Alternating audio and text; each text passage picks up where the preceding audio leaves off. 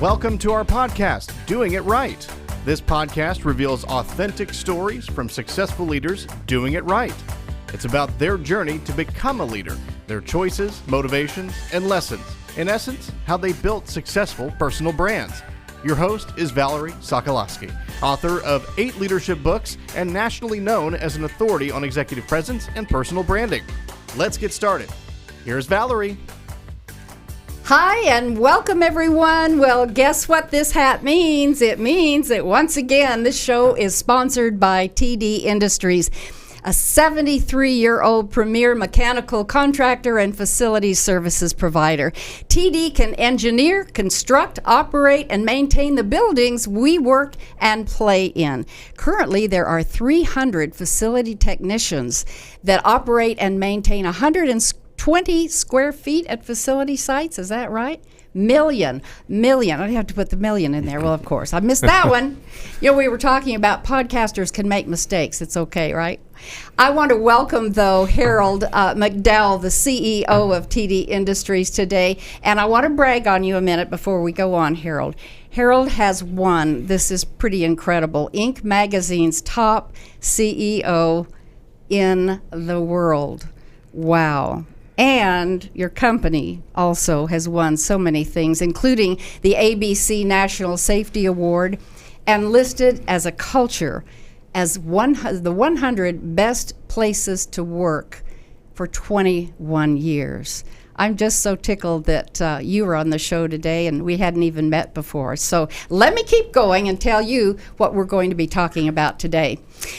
All eyes, literally, are on Dallas, watching a new construction that's starting soon with a luxurious 25-story uptown office tower called The Link. Well, it's going to serve as a link between Uptown, downtown, and Victory Park. And it's just a few blocks away from Highway 75, I-35, and the Dallas North Tollway. Besides being a magnificent tower, what makes this project especially interesting is that it is a design-build mindset. Now, those of you who don't know what that is, stay tuned. We're going to be talking all about what it is. It's really a different model in construction and one that's going to be highly successful. So they brought all the entities who are in this room today together for this project from the very beginning, something that just doesn't typically happen in the industry. So we're going to spend a whole hour on this show hearing from 4 visionary leaders who brought together this project and had the foresight to change the mindset of how early collaboration can bring greater success. So today's podcast, we're going to dive into several things. The leadership involved on this critical project, the decisions made to go with this early collaboration model. You'll listen as we talk about the successes so far as well as the opportunities. And then we're going to talk about leadership that's needed. You know, we always talk about that for this type of venture. And I really also want to get into some personal things with our guests about leadership, because they all are very highly successful leaders who have maintained, as you know what this show is about, their authenticity, demonstrating their values, and staying with integrity. So each individual is going to be very important on the show today to demonstrate all of those things during the venture. So now, let me welcome our other guests. To my right, Derek Evers, CEO of Kaizen Development Partners. And Derek, you are the developer of this big project. I can't wait to hear about how you got this vision and started it. It's quite a story. Yeah. Well, see, I know all this ahead of time. You don't, so just wait. And then I'd like to mention Don Powell, partner and owner of Bokke Powell, the architect. What an amazing venture architecturally, design-wise, with 2 curves. You're going to talk all about that. That's going to be great fun. And Eric Kruger, Executive Vice President of Balfour Beatty, going to be the general contractor on this big thing that's coming. When? 2021 it'll be finished? Yes. Is that right? Yep. Okay. And Harold, you're going to weigh in along the way. Thanks, so Alan. thank all of you for being here today. Okay, now I get to take off my hat. Thank you very much. Let that go. Derek, I want to start with you and first of all, brag a little bit about your company, Kaizen Development, because it's just known as being reputed for bringing really unencumbered creativity. You're a visionary, as all of you are, and the knowledge and the strategic vision that you bring to the table in every single one of your ventures. And I know that the focus has always been to bring to life the properties that are unique and designed to meet both current and future needs of your clients and tenants and customers. Also, that you were honored this year as a finalist in D Magazine's CEO's Commercial Real Estate Award. So welcome and congratulations. Well, Derek. thank you. Thank you for having me today. Lots it's a pleasure. to talk about today. Lots to talk about. So let's just start by this. As the developer of the link, how did this vision come about, and the name? How did you start? Well, my partners and I, Nick Somerville and Lee White, we when we started Kaizen, it really was kind of staying true to our name. If you're not familiar, Kaizen means continuous improvement. Mm-hmm. So it was kind of one of those things where we just said, look, if we are going to be running an organization, how do we take our lessons learned from previous stops and really kind of make it our own and really just improve our organization, improve our industry, be a contributing member to our community.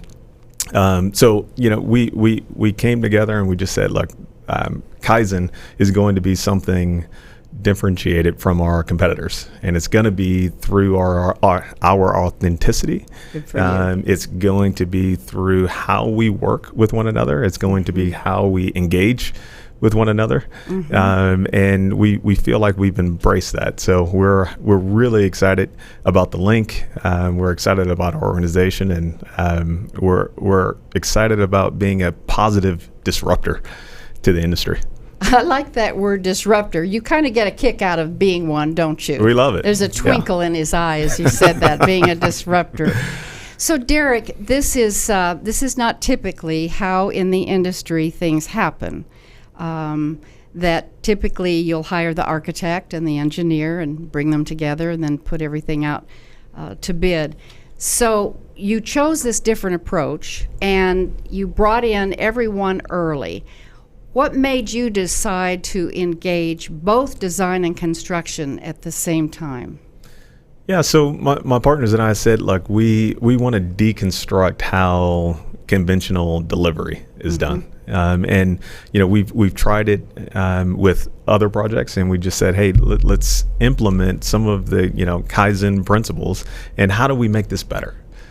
So we said, let's engage our contractor, let's engage our architect, let's engage the subcontracting community. Let's talk to as many people as possible in order to get the best ideas. And so routinely, we have these start-finish relationships in how we go about executing. Well, what if we were more collaborative? What if we were more inclusive? And bringing in the architect and the contractor in particular and their disciplines. It's been so pivotal in how we deliver and how we're being responsive to the users of our space. And you said something, we had lunch, beautiful lunch before the show, and you said something about bringing the men around this table in, that there is such a deep trust relationship which makes collaboration work. It doesn't, truthfully, it doesn't work without it. Yeah. We have such a deep level of trust in Bokke Powell, in Balfour Beatty, in TD, and a myriad of our other team members. And we said, let's go to these thought leaders and let's be open kimono about how we're going to get this done. Let's not hold back a separate budget that doesn't reflect what actually is going on. Let's show everything, and let's provide an alignment and accountability throughout the entirety of the process, not just at certain segments of the project's delivery. Just real teaming. Has to be. Real teaming, trust teaming. Yeah, absolutely. Well, so let me ask you, Don, thank you for coming today too. So Bokke Powell, you are the architect, and this building is incredible. Only the pictures can I see, but you came, first of all, from a family of builders, and I understand at 13 you were already doing stuff. Well, that is true. In the world of architecture, to have the on-the-ground experience I had growing up was invaluable. It helped me understand and appreciate the value of the people who build the buildings. And it's the masons, it's the people who are form placing and finishing concrete. The pride they take in their work created a love for me in the profession. And so for me to talk about construction and architecture independently of one another is actually counterintuitive. I see it all as one thing. And I have worked for developers. About 70% of my projects in my 43-year tenure with the firm have been for developers. And Kaizen is the most transparent developer I've ever worked with. They are honest, they are forthright, they set expectations, and they expect everyone on our team to uphold those expectations. So for me, I have really been blessed to be a part of a greater whole of people who are collaborative, who have a common goal. And I firmly believe that design build is a way for us to make better decisions early on and to produce documents that are coordinated, where we have subcontractor and vendor input. So for our lives, this is something we embrace 100%. We don't view this as extraordinary. We view this as what should be ordinary. And thank you for explaining it that way, because when I first heard design build, I didn't really know what it meant. I don't know if you listeners do. We're going to talk more without a lot of technical stuff here in a little bit too, in terms of what typically happens with this group and this group and this group. But what you said that was really interesting to me was that this is a somewhat new model. In my mind, I would have thought this is the way you would do it, but I didn't know that much about how it's done. Right. Well, the construction industry changes very slowly as a whole. Does it? Buckminster Fuller was a futurist that I saw back in the 70s and when I was in college, and he talked about how buildings change very slowly because buildings move very slowly and things evolve at the rate of the parts in which they move, at the speed at which they move. So you can see a building move 3 inches over 6 months if you'd like to sit there and watch it. So construction technology has evolved more slowly than airplane technology or automobile technology. So there's a relationship between speed and evolution. But when it comes to contractual practices within the world we live in, they evolve very slowly too. So design build shouldn't be foreign. It is an intuitive way to make good decisions early on and have input from people who are ultimately going to build the building. Why wouldn't we embrace that idea? Beats me. It makes perfect sense to me. That's why we're doing this show. It's if it isn't, if people in the industry aren't listening, listen up, because they're going to talk about how the successes just come much more readily and the efficiencies as well. And you recently, in your firm, received the D Magazine CEO's Best New Office Project Award for the Mercedes-Benz Financial Services. How was that to work on? Well, my partner John Warfield headed that project up. John has been a real innovative in the office industry and has great relations with a number of developers. And this one was one with the Hillwood folks that was absolutely off the chart in terms of new thinking. We're exploring what we call tilt frame buildings in low-rise to mid-rise office buildings. We embrace all evolutions involving technology. So MEP systems, mechanical, electrical, and plumbing systems, are such a big part of our buildings that if we don't take a real serious look at how we can improve on a day-by-day basis, we will quit improving and start falling behind. It is continuous improvement that makes us all better. And all the tools and technology that you have now, which I want to get into in a little bit too. And Eric, so you as the executive vice president at Balfour. Is it Betty? Balfour Beatty. Beatty. I said Beatty. Okay, I thought I said Beatty. Your company is certainly an industry leader. I looked on the website and saw many, many things that were very impressive. And so you're doing the general contracting, is that right? Right. And what I also read about the company, I have to admit, is that you focus your work in a way, I liked this, that leaves a positive legacy in communities. Who would say that? That's very cool. Tell us about that. Well, and especially as you get as far along as I am in my career, and maybe Don in his, and Harold, I think Derek's got a little bit further to go. You start thinking about what you're leaving behind and how you're impacting the community. And that's been important for Balfour Beatty, not only in the physical environment, but also giving back within the community and being part of that. And that's really something that all of my compatriots here share. It's what we call servant leadership. And Harold's firm certainly has been an industry leader in that for many, many years. And I can attribute that's probably one of the reasons why it's been named Best Places to Work for so many years. But it is about getting involved in projects, making sure you are being the best and building the best, and being able to be proud of it.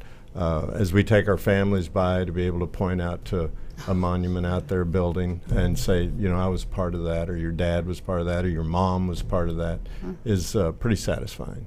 Well, and satisfying to the point that, again, your company has won some pretty prestigious things, including being awarded a Top Workplaces honor by the Orlando Sentinel and the Top Interior Tenant Improvements Contractor in the Southeast by the Engineering News Record.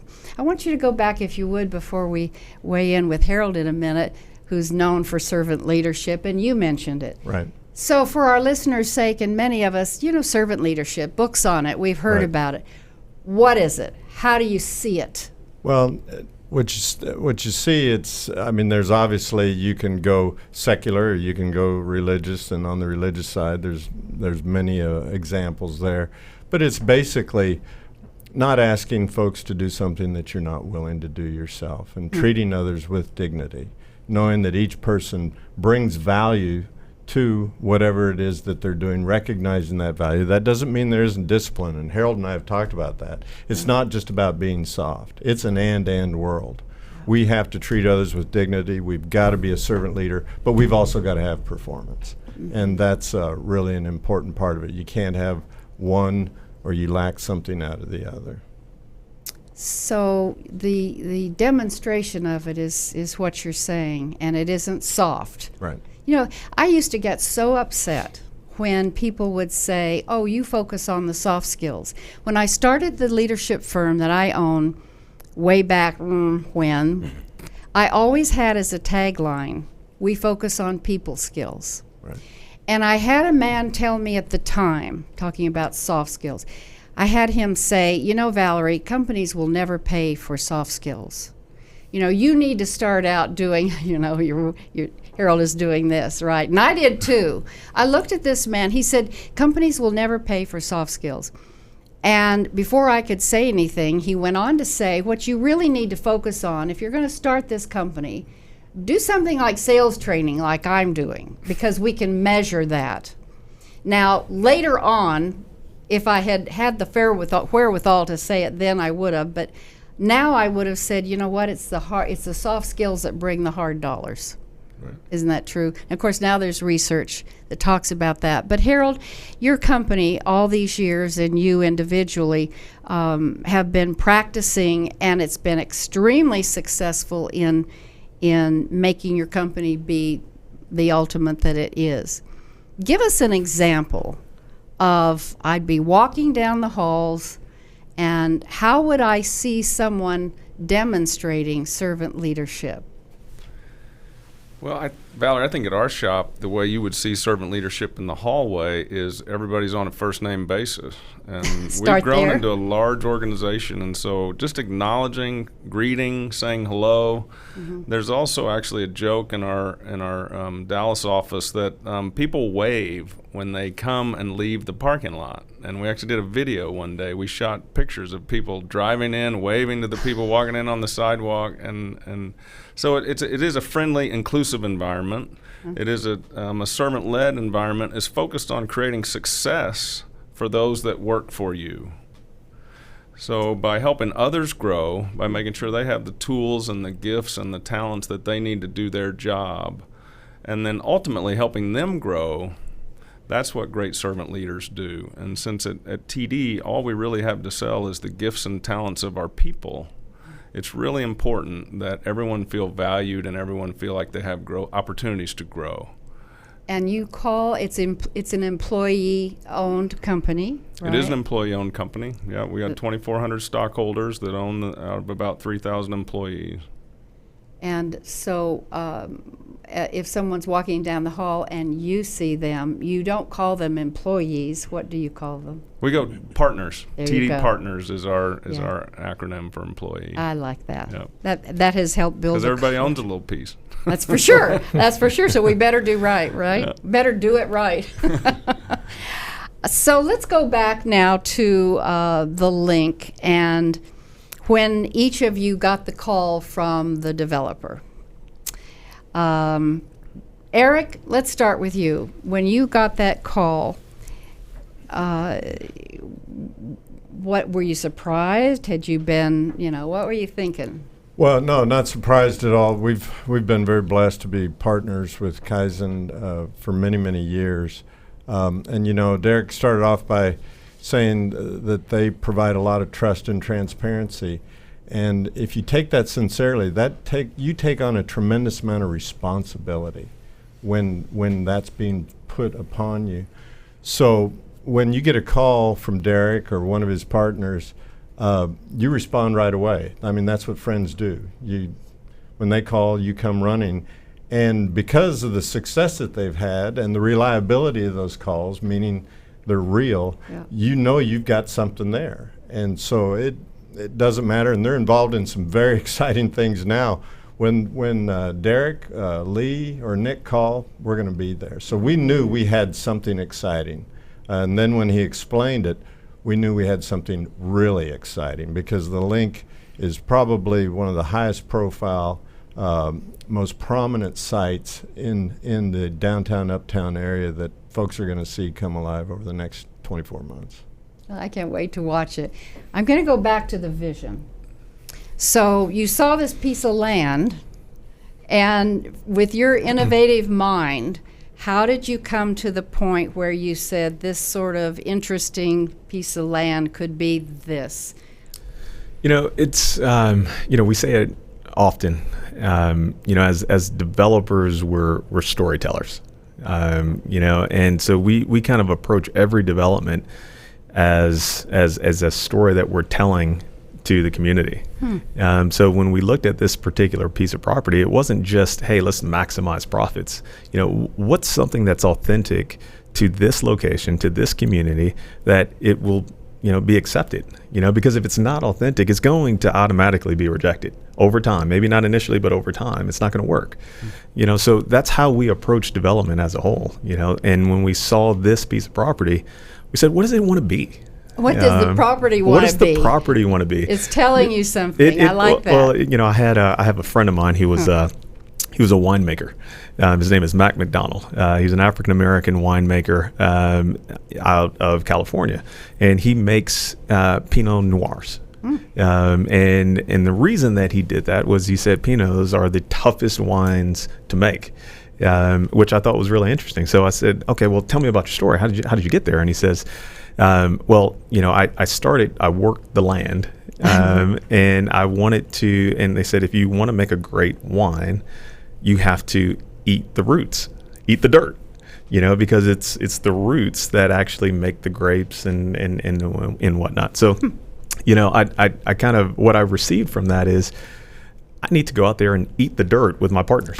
What physically go out there. Well, maybe not physically, but we wanted we had a very deliberate approach about how we wanted to go about this particular development, And so we went out there and ate the dirt, so to speak. And we talked to the community, we talked to the neighbors, we talked to architects and contractors and subs and, city council members. And we said, okay, well, what does this want to be? So we looked at adjacencies, and we looked at visibility, and we looked and said, hey, is there a gap analysis that we need to go through and say what users want to be in this space? Is it a tech user? Is it an office, or is it a financial services, law firm, a creative class? And so, we believe the biggest winners in real estate are the ones that provide optionality. So we didn't want to make a building or a development that was only suited to just one thing. We wanted to have the optionality to be able to flex to whatever the community and ultimately the end users wanted to have. And Bokke Powell and Balfour did a tremendous job at sometimes reeling us back in, because we love to use that. We can go from the mild to wild on our design. I think you start sometimes. with wild. Yeah. I usually, my partners, Nick and Lee, they usually, are pulling me out of the clouds. But yeah, we wanted to make something truly unique, and I think we've achieved that with the link. So for those who are not living in Dallas and don't know exactly what that neighborhood was like, can you describe it? It's on the edge of downtown, right? Yeah, Describe what was there. Yeah, so who the neighbors are. Yeah, what was there is probably something you don't want to see. You might be able to look on Google Maps for right now, Google Earth, at least until it gets updated on what was there until we just recently demoed the building. But it was a old, call it 4-story garage or 3-story garage with a 4-story office building that was dated and needed to be gone. So I think we might have got carried out, on the shoulders of all the neighbors once we actually tore it down because it was so bad. But that being said, what we'll be replacing it with will be a jewel, and it's surrounded by a number of different uses. So you have a bunch of retail and restaurants, and you have the AAC, American Airlines Center, that's closed. You have direct access off of the Dallas North Tollway. So we heard a stat once, I don't know if it's true, but I'm going to accept it as if it is, but 80% of the traffic that goes to Uptown and downtown passes right by our site. That's a really, really compelling stat. Yeah. And then they branch off to wherever else. But what that created for us was an opportunity, because it becomes a huge billboard for whomever comes into the building. And we're talking to a number of different users right now. Rarely as a developer do you get a chance to be somewhat picky with the tenants that come into your building, but it is a competitive environment. There's just not much product. That's the other big distinction in Uptown. There just aren't many tracks, and because of the particular zoning that's there, it almost forces you to be a quote-unquote boutique building, because you can't do the large, massive skyscrapers that you would see maybe just a few miles to our south in downtown. That's interesting to hear the story about that. And if I can ask you, Dawn, when you were designing the building, what was going through your mind he gives you the story, you've eaten the dirt, what have you, and now you have to build this design, and it's beautiful, the pictures that I'm sure are being shown here. Tell us about the design. Well, the Link is an office building. It has a mixed-use component, restaurants potentially at the base, designed so it can accommodate some retail, quasi-retail functions. But in that location, an office building makes a lot of sense. But it wasn't what they wanted to do, it's what they didn't want to do. When we started this process, they said, you folks, Bokke Powell, have designed over 50 million square feet of office buildings. We want to see something that's never been done before. If you show us something we've seen before, you failed. So we had an internal design competition within our organization. We had 10 designers who put forth about 14 different options, conceptual ideas that were taken far enough along that you could form an opinion about, wow, this is something I could get excited about. But there were some underlying themes that started to come to the surface and rise to the top. And we quickly narrowed this group of 10 designers down to 3 that continued to foster further development of their ideas, which then merged into one solution where all 3 designers collaborated to get the best of their ideas in this one outcome. And I will tell you, the Link is going to be known as a state-of-the-art office building from a technical standpoint, but also it challenges all of our sensibilities about, wow, you can't do that. Well, yes, you can. There are certain rules, and I believe knowledge actually gives you freedom to design responsibly but not do everything that's been done in the past. So the Link has been a bit of a laboratory for ideas.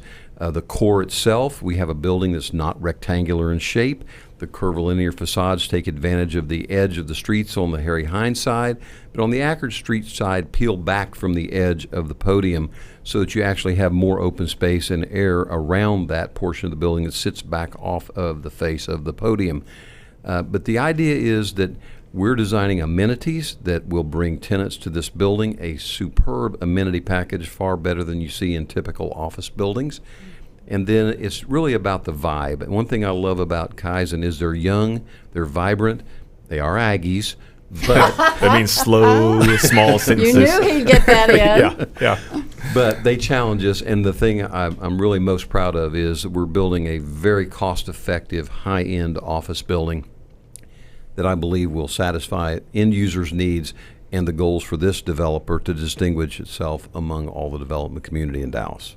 Beautiful. And you said something on the way over here about you've never had a day that you went to work, which it just shows all over you. So blessed. I can't imagine being in another profession, and it is truly wonderful to have clients that allow you to express free-form ideas. At the end of the day, they know, Kaizen knows, Balfour knows, they can rely on us to put forth a building that's structurally sound, viable. Mechanical, electrical, and plumbing systems are all going to work just like they do in every other cookie-cutter building, but in our case, we're exploring new ground. And we don't want to be bleeding edge, but we want to be leading edge architecture. Yes, we don't want to fall on our swords. That would not be a good outcome. So we've just had great partnerships. Balfour, Beatty, and Bokke Powell have tackled some really challenging design build projects like the Dallas Omni Hotel. And so we have that history.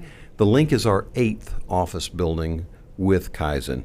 So we have great confidence that we know at the end of the day we're going to be given certain latitude, but responsibility to meet the budget and to meet the performance characteristics they're looking for.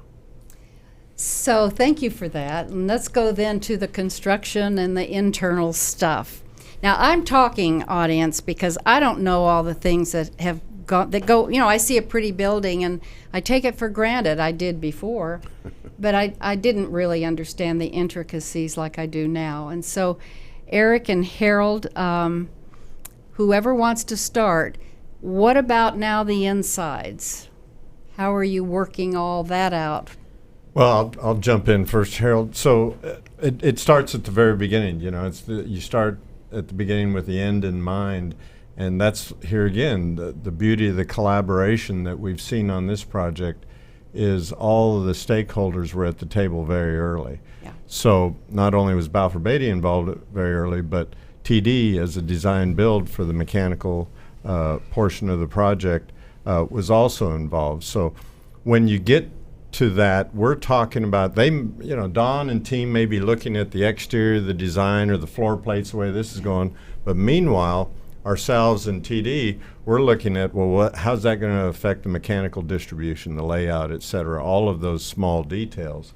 So from there, Don, Harold, I'll let you talk a little bit about some of the things that you were looking at early on when we brought you on the team. Well, I think the beauty of having an owner with a long-term vision and a sense of trust is that we're able to have a much further developed design before we ever start the work. Okay. So we're drawing it once. We've got it. Almost all the details are worked out. I mean, it's going to be a fabrication level design before we start, and that allows us to be ready to handle unintended things that might come away to the design team. It allows us to work cost out of the project. And ultimately, it lets our people get much more familiar with what they're going to build so that we can do it efficiently and effectively when it's time to get to work. And what I'll add on to that is, here again, having an owner like Kaizen with their trust and transparency, we've repeated that quite a bit, we knew how many dollars we could spend in the various areas, including mechanical. So we call it target value design. So we're now maximizing the dollars, in this case around the mechanical systems, around that dollar. And that helps you coordinate systems, not only the mechanical, but coordinate with the electrical, plumbing, other areas, but also allows you to have the certainty around what you're ultimately going to be able to put in place by each team member. So even the smaller parts inside of the building, it all is orchestrated very well. If I may weigh in, I want to give TD credit for some innovative ideas they brought to the mechanical system on this project.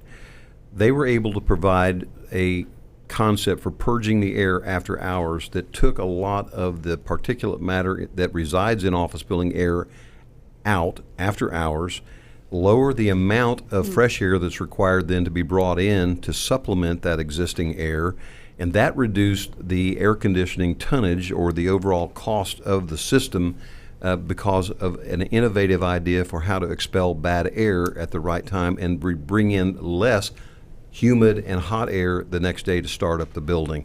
So they differentiated themselves very quickly by bringing new technology to the table, filtration system that we hadn't run into before. And I will tell you, that was a differentiator. There were other people in the industry who can do the same old tried and true methodologies, but they brought something to the table that was a risk well worth taking, and it's proven to be a money-saving concept for this building. Well, not just that. I mean, now it feels like we're piling on for TD, but it's well deserved. The technology that Don was referring to is something that we tout in our pitches to tenants now, because it is different than everyone else. Again, Don also pointed out that I'm an Aggie, so that means you got to make it very simple. And, so I'll make it very simple. You just kind of liken it to, you have that deal in Las Vegas to where the hotels, they say, oh, you're pumping air in to kind of keep you just up and ready to roll and whatnot. Well, in Aggie terms, this building has the ability for our tenants to have better air qualities, so they are getting better output from their employees. So it really is a tool now that we are utilizing as part of our pitches when you're talking to some of the great organizations and companies that are considering our building right now. All right, so I'm glad you brought that up. It reminds me of differentiators, which is what I do with branding. Is what's your differentiator? What's different from you that kind of other people sort of do, but you do different? Tools and technology. Have any of you used some things in your company now that is kind of the new trend, the newest of the new, besides what we just talked about? Yes, we see constant improvement in terms of quality by shop fabricating a lot of the components that used to be built in the field, whether that's the glass and glazing systems where we're using unitized curtain walls opposed to stick framing. If it's mechanical systems, the same thing can happen there as well. So shop fabrication and being able to bring products to the site ready to install, where the labor on site is reduced, the construction time is reduced. Let's face it, you can work in a factory if the weather's terrible. And you're working in a climate that's controlled, whereas if we're out on a job site and it's 115 degrees, productivity is down, quality control suffers.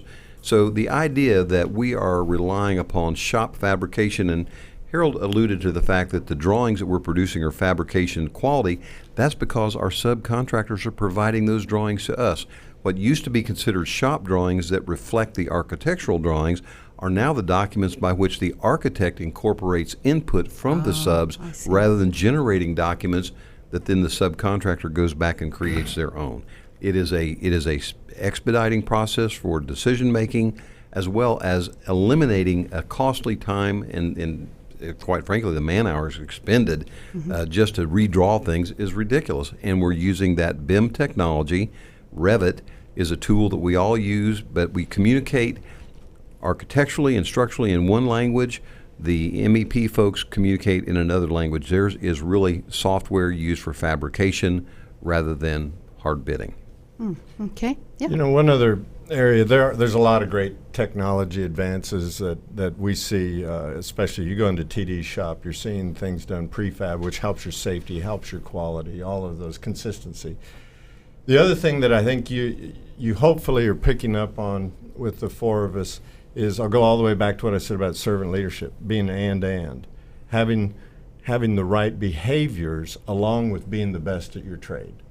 So each of us like to think we're the best at our trade, but the other thing that we incorporated on this particular project was a more behavioral based, we call it Smart Start.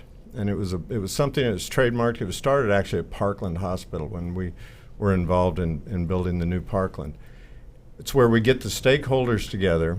We understand each other's behavior. So in order to understand each other, we go through the Gallup Strength Finders, and I know you're familiar with that. So to understand how God put each one of us together.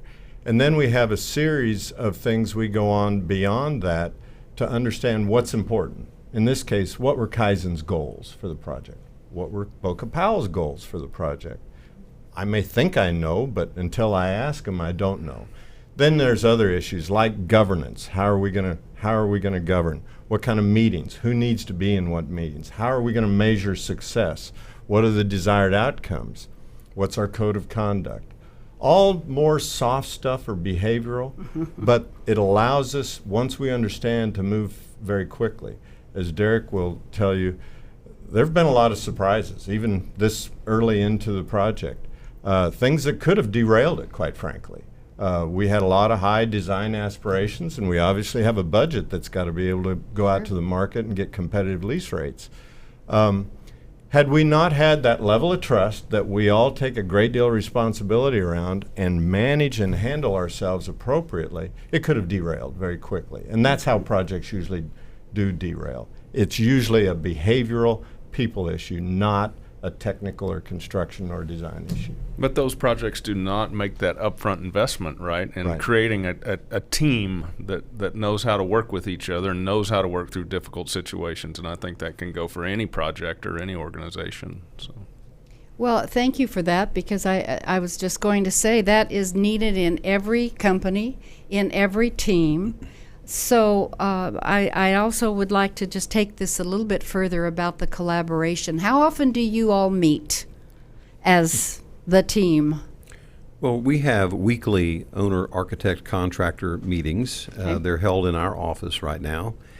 The idea is that we have an opportunity to come together once a week in front of the owner and talk about the things that the owner's input is vitally important. We also meet outside that meeting with the owner. All of our consultants meet with us so that it's not fun making sausage in front of the owner sometimes. And while this owner would probably handle it better than most, we just have a responsibility to one another to talk about things where minor decisions can have a major outcome in terms of cost or efficiency.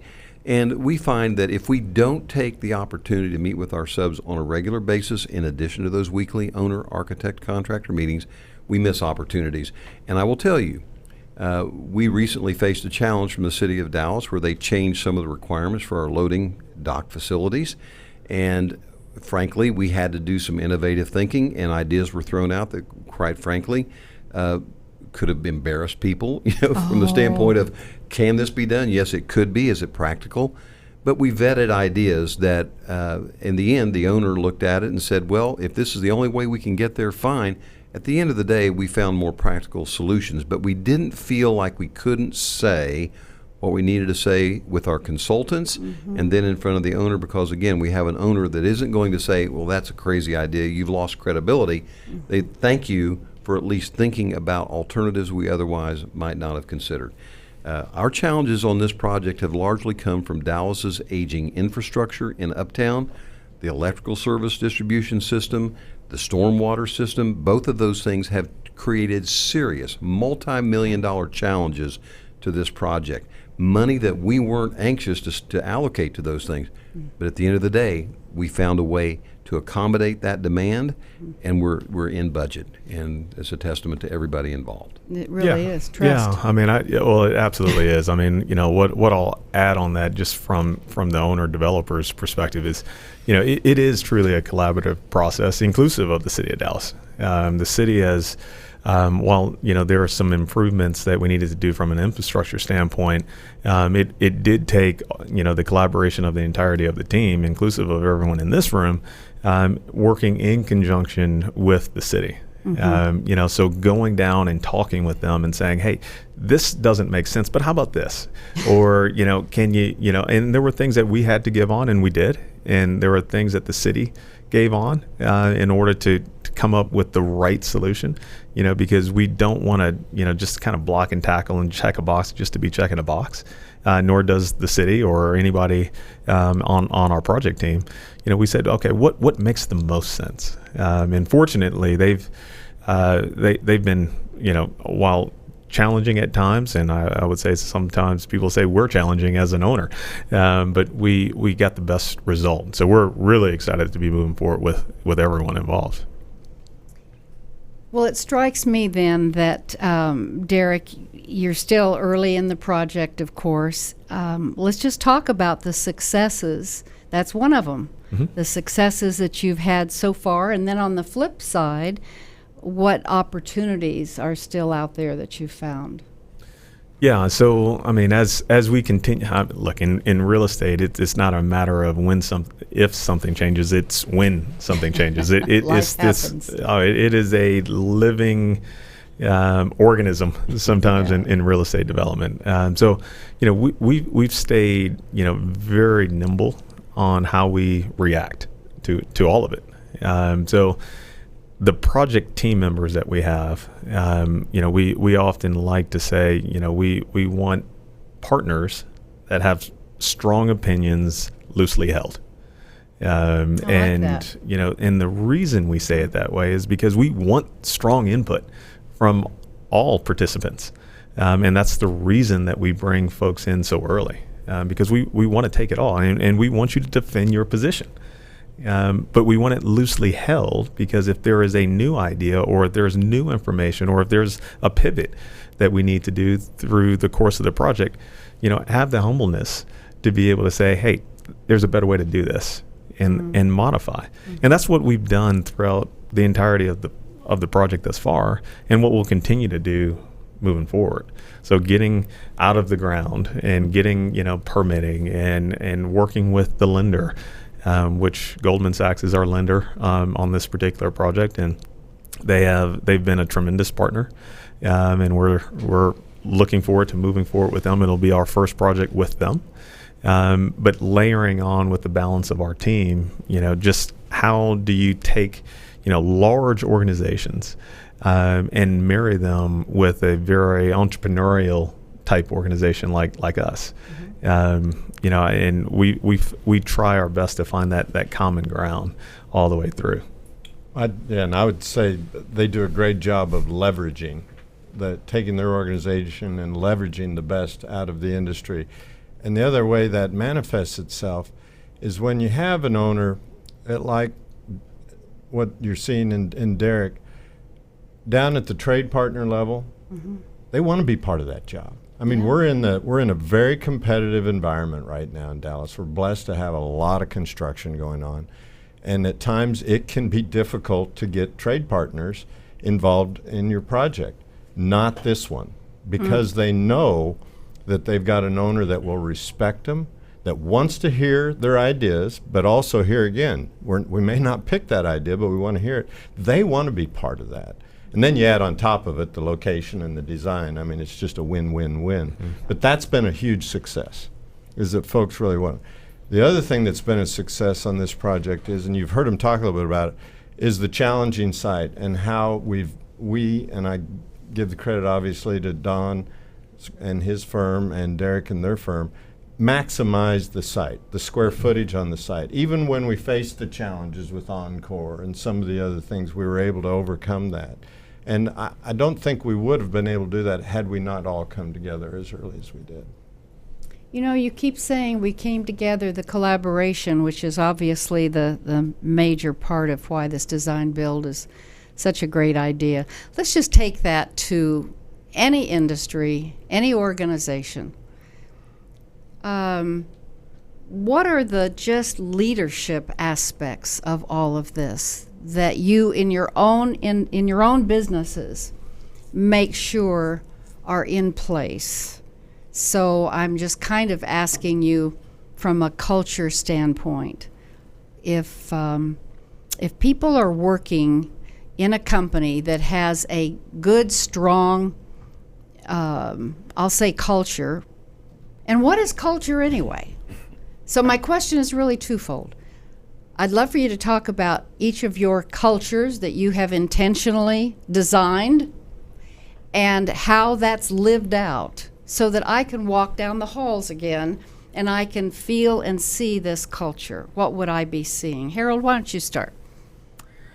Well, I would build a little bit on what Eric was saying about why we wanted to be involved in the project, because when you have, it starts, the types of people that we like to do business with have high standards of business ethics. They think win-win, right? So they're looking for successful outcomes for all the parties that are involved. Mm-hmm. And as Eric said, that's not the norm. And so the ability to know who to work with in this business and who you prefer to work with in this business is sometimes one of the best secrets to our success. And we're blessed to have over probably 95% of our revenues is with recurring clients, so repeat clients over many, many years. So, but to go to your culture question for a moment, I think that there's a lot of talk these days about different millennials versus the Gen Xers against the boomers like myself, and I'll tell you, we find that the millennials pretty much want the same thing that this old boomer wanted, which was I was looking for opportunity. Yeah. I want an opportunity to do great work. I wanted to do it in a place and be able to work with people that I cared about and generally liked to work with. And to do that successfully creates opportunities for growth. Mm-hmm. And when you can show people opportunities for growth, and if you can get a good supervisor who will help you grow, I think that's some of the basic fundamental building blocks to building a good corporate culture.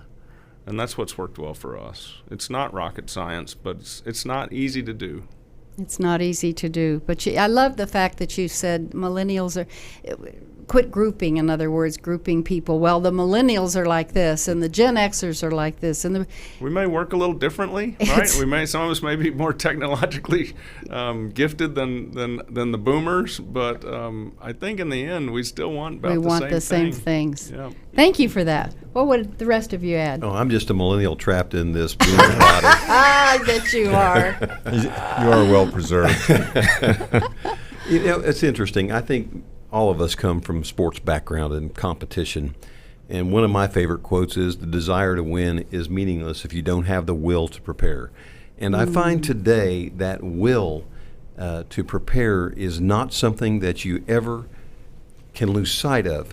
You can't quit just because you're tired or you feel like you've exhausted your brain. Mm-hmm. I honestly believe that you have to have humility, but you also keep searching, because the answer will come. And I find myself struggling with design problems all the time, and I go to bed with unresolved ideas, and when I wake up, all of a sudden there is this beautiful crystal clear solution right there, just hanging right in my consciousness stream.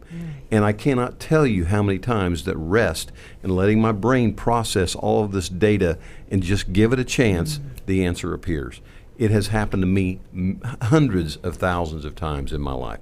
It just seems like it's always, if you'll just pause, let your brain settle, clarity will come.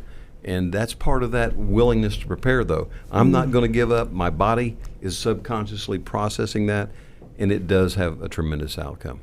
That's really good advice. Just to build on that, because I've been having the same conversation with our employees. I like to get up early in the morning, and I'll usually go walking for about 2 hours. Really? And it isn't get some great exercise, but the point is, from the time we hit the office or you pick up your smartphone to when you go to bed at night, you're reacting. You don't have time to be strategic, to be thoughtful, whether it's about family, whether it's about business. And I encourage each of our employees, it's not enough to say, well, on Saturdays I ride my bike, and that's my thought time. Once a week isn't enough. You've really got to find time. And I tell our folks at the office, find some private time during the day if you have to, because it's important to the organization to be able to plan and think about issues that you're facing, opportunities you're facing, design, whatever. You're going to make better decisions. But to back up to your point about culture, it's really, I and every one of us spend as much time, if not more, with our work family as we do with our personal family. Exactly. And it really isn't that much different. Yeah. Your personal family, you treat every one of your children fairly. You don't treat them the same, right? You have the golden rule. There are things that are allowed and not allowed. When you come onto our floor in our office, if you look to one wall, it says, be the best. And that's what we ask. Just be the best. And if you have kids, you've got one child that might be really good at one thing and really poor at something else. Knowing what you're good at. I'll go back to strength finders rather than focusing on the weaknesses. But that's what it is. Really the golden rule. And I know Harold and I got a lot of that back from Southwest Airlines, Herb Kelleher and Colleen Barrett, and learned a lot of that from them. And that's really what culture comes down to, family. Respect, family. Yeah, for me, it's a slight modification. It's like I love my kids the same, but I treat them different. And I treat them different because they react differently to different things. So I would say even with our project team or folks within our organization, I love them the same. But I treat them different because I need them to hear the message and not talk past one another. So we go at it differently. And, so an example that I'll give you is, we often try to bifurcate the problems that we have from the people that we have. And by doing it that way, like, problems don't have emotions, people do. Okay. True. So, if you're on the project team or if you're in our organization, we already know you're amazing. You wouldn't be here if you weren't. So we don't have to go through the idea of posturing about, oh, I did this great and then you did that great. That's the price of admission. Let's separate the problem from the person, because we don't attack people, we attack problems. And if we can disassociate the two, that's where magic happens. And that's where people, but it takes trust to be able to do that. Because people automatically, their natural inclination is to think it's, they're attacking me. No, in our organization, and I think my partners here at the table will tell you, we never look to hang anybody out to dry. Oh, that was Bokke's fault, or that was Balfour's fault, or TD's fault. It's like, no, it's our fault. Let's go attack the problem. Let's go figure it out. And at the end of the day, I think that's the reason that we're blessed to have great folks like the men next to me and the many, many others work on our project. And that's what makes us different at the end of the day. What a team. Gosh. If every person who worked in a company, here's a question to follow on that. Let's say that they are not working in a culture that your companies demonstrate, and they try to have a voice. I hear this all the time.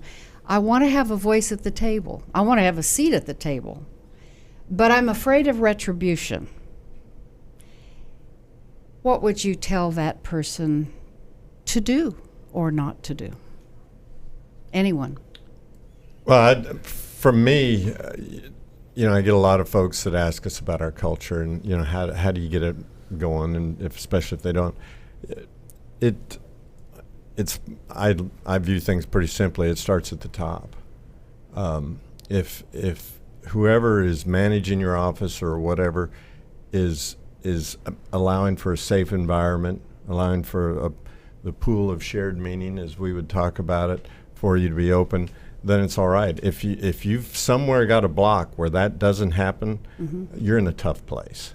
You really are. So as I tell people when they look at an organization is look at the leadership and how they react, and you'll know a lot about how the organization will. So if you've got someone in between, if the leader's that way and that one is in between, you thoughtfully and professionally have to work your way through it, because you only have two choices: either you get it fixed or you leave. Right. And it's like everybody else. They don't leave the company; they leave who they're working for. Right?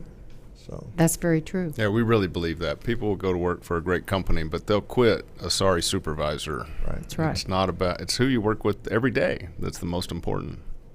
Yeah, it's definitely incumbent upon us as leaders. And I think one of the biggest failures in organizations is organizations that don't have or exercise managerial courage. Because oftentimes, people want to offload decision making, or maybe they're a high producer, and I have to keep them in my organization, even though it might be detrimental to the culture of what we're ultimately trying to build. And having that managerial courage is tough, and most organizations struggle with that. So, to the extent that we can exercise managerial courage in our organizations, I think our industry will be better. Obviously, the output will be better, and we'll build healthier buildings, healthier communities. It's a big circular reference, in my opinion. But it does start, as Eric said, it starts with us as leaders of our organizations, and it will have that. I don't want to say trickle down, but I don't believe in up down. I believe in left right. Yeah, so how we're locking arms with the man or woman next to us. But healthy cultures have such a wide-reaching impact. I mean, when you think about people that work inside healthy cultures, I believe have healthier families and have healthier communities, and the ripple effect just goes on forever. So it's incredibly rewarding to be fighting every day to have a healthy work culture that has that kind of impact. It's way bigger than what we see in our office. So you all are clear on all of this. What is the single most important leadership advice that you have received?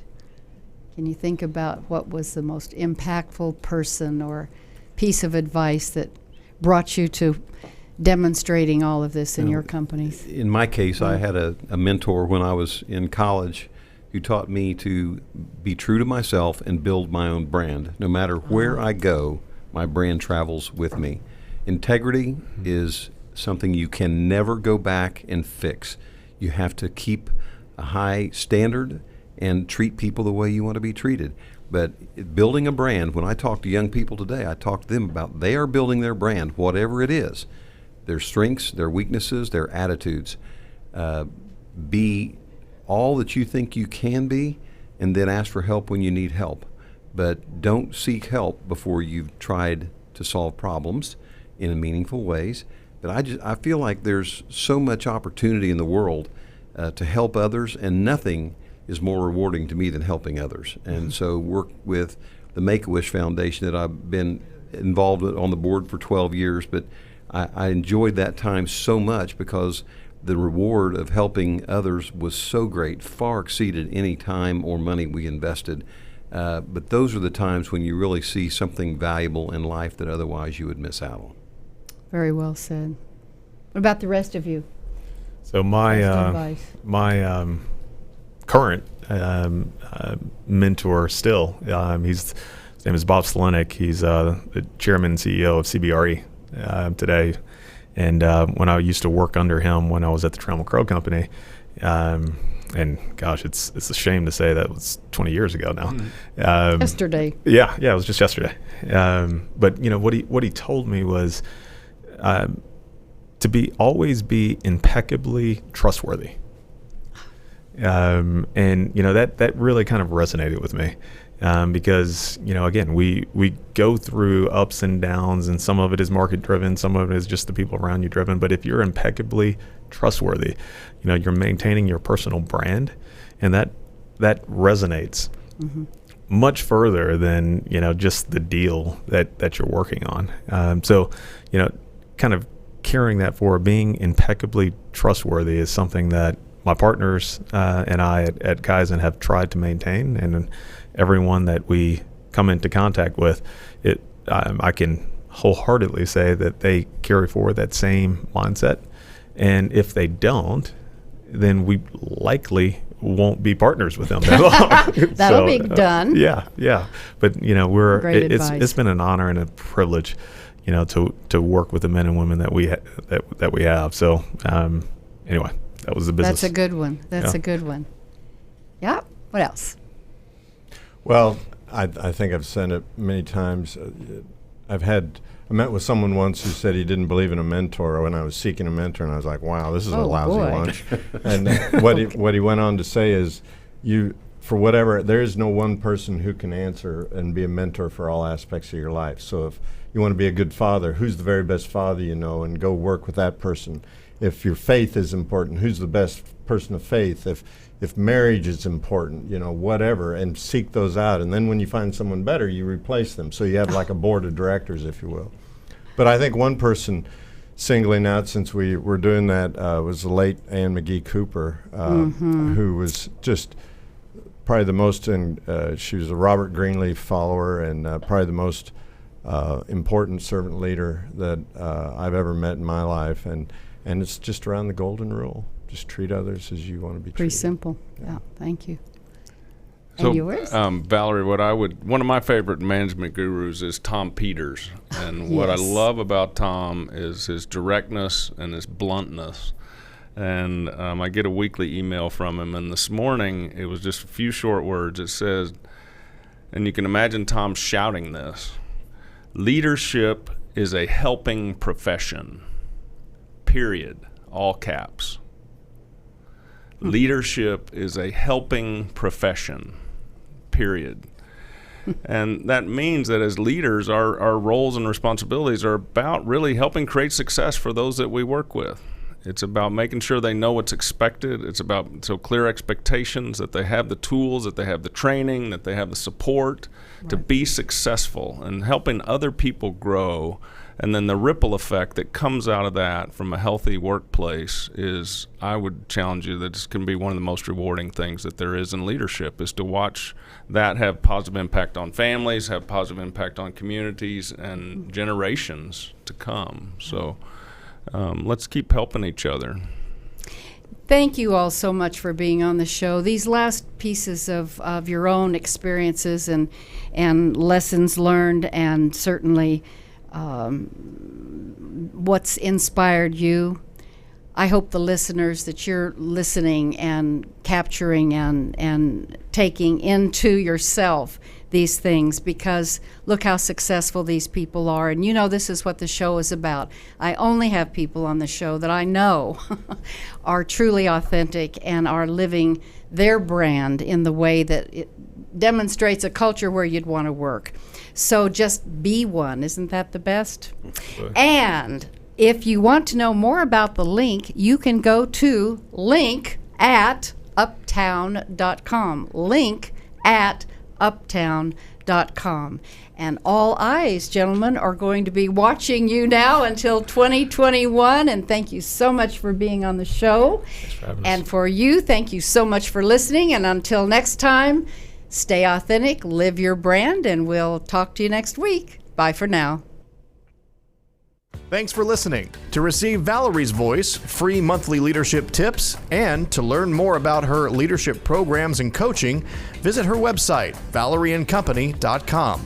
Next week, we'll be here again to inspire, engage, and equip you with teachable points of view from successful leaders who have been doing it right. Until then, lead authentically.